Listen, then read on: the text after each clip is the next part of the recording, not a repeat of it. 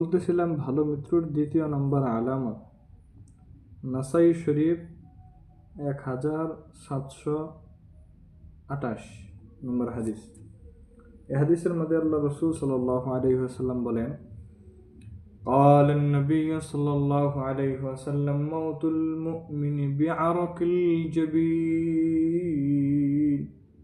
قال النبي صلى الله عليه وسلم নবী করিম সাল্লাল্লাহু আলাইহি ওয়াসাল্লাম বলেন, মাউতুল মুমিনি বিআরাকিল জাবিন, যখন মৃত ব্যক্তি মারা যাবে তার কপাল দিয়া ঘাম পড়বে।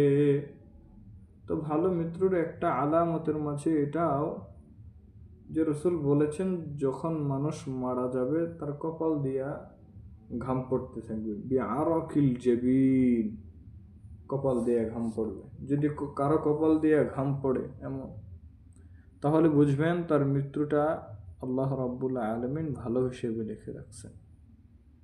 আল্লাহ তাআলা সবাইকে বুঝার তৌফিক দান করুন।